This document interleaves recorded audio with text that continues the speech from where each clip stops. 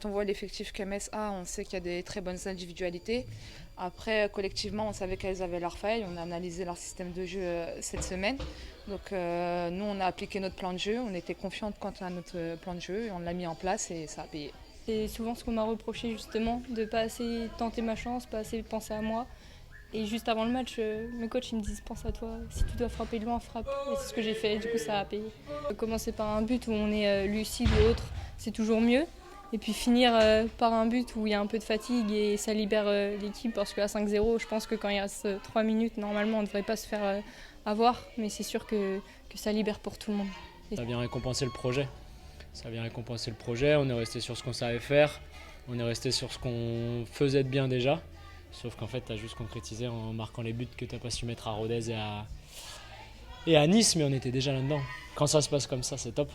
Donc il y a des fois où le plan de match, le plan de jeu, des fois ça se passera moins bien, mais quand tout se passe bien, c'est top.